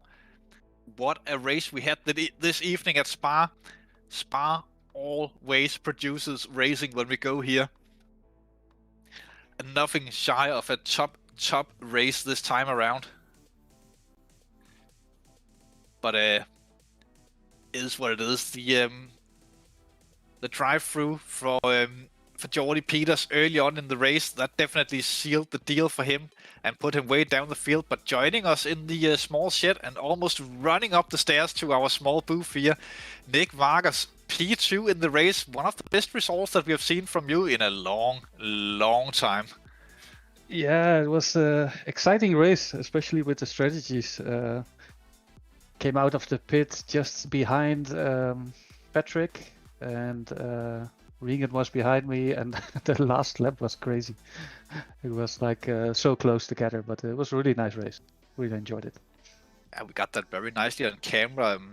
P2 also very good for the Mode 11, and speaking of that, it looked like that what was it, 2 or 3 laps ago when Patrick van Linden went a little bit deep into Puong. That's really what allowed Regan Mitchells to really catch up to your battle and forcing a 3-man battle to the end. Yeah, definitely. I think also on the last lap, maybe a little bit of a less of a mistake from Patrick also, and that's why I came so close at the last corner. But yeah, it was just no chance to overtake him, especially a Lexus on the straight is just too fast. And well, with the strategy not taking any tires, it was also made it also a little bit more difficult. But yeah, I was actually thinking this 1 lap too much to keep Regan behind, but yeah, still managed it. So yeah, very happy with P2. It paid off at the end. It did look like that Regan got sort of the much better line than the bus stop by the end, and could have cut back, but a good position at the end of the bus stop as well with your car there to cement the position. Yeah, it was yeah, for sure, and I couldn't really keep up with them a little bit in the first stint, so I was already thinking like, oh, where I'm gonna be at when pitting. But yeah, I was positively surprised with my position after the pit, so all good. That was really nice. 2 rounds to go of the championship, and with a result like this, that actually puts you on the sort of wildcard, or not wildcard, but underdog role for a championship with 2 strong results at the end of the season. You could actually be in for a chance of pushing Regan Mitchells, Jordy Peters, and the rest of the guys down from the throne. Yeah, let's see what the last 2 races will bring. I was a bit unlucky at Silverstone, but nevertheless, that was the most fun race I had. Picking up the pack and trying to go forward as much as possible. But yeah, this is definitely a great result. So hopefully we can keep it up in the next 2 races. I think it's Kyalami and Bathurst at the end. So anything can happen over there. So let's see. Yeah, and thank you for joining us. I think we're joined by Regan Mitchell as well in this one. Regan opting for the tire change and then getting so close by the end of this one. Hello. Yeah, I'm a bit disappointed in that one. The tire change was the right thing for me because I could not get tires all the way. They would have like punctured or something. But I stunk up the first stint because I couldn't control the car properly, and that's why I couldn't win. Yeah, but getting so close in the end, we saw Patrick van Linden with a slight mistake with a few laps to go that caused both him and Nick Vargas to lose a lot of time, and then with 2 laps to go, it was nose to tail between the 3 of you. Yeah, it's a shame. I couldn't quite get a run at the right time to make an overtake, but it was still fine. Yeah, getting close at the end. You are technically, I think you're still winless this season as what was it, the wildcard driver that won at Zolder. So that's a new experience for the great Regan Mitchells. Both you and Peters are actually without the overall win so far. Yeah, that's a shame. I really wanted to win this one, but no, it's still okay. Just I'm keen to sort of around the area on the podium.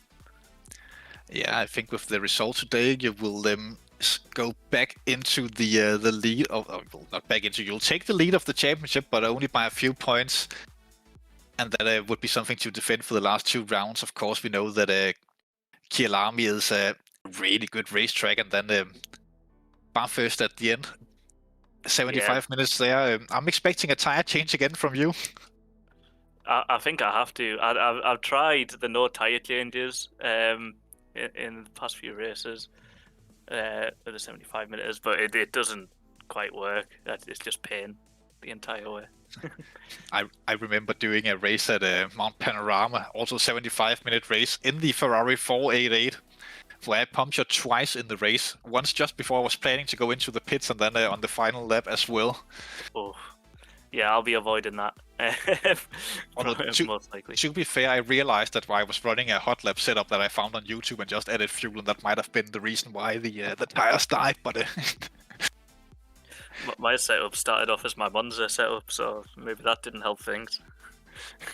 that could be that could play a little bit of a part, but nevertheless, I will leave you to a great evening as we're getting close to the holiday seasons. Oh yes. Right, thank you. Thank you so much. I think that was it from the small booth and the small team. Still, maybe we'll go live for the LMU race next week. If not, then this has been a pleasure this year to be here on the channel. I have been Oliver Anderson, Mr. One of Oliver, and as always have been Grandpa Chris Hill behind the cameras. Merry Christmas, everyone, and hopefully we'll see you in a week's time if we get our technical difficulties sorted. Bye-bye. Da da da da da.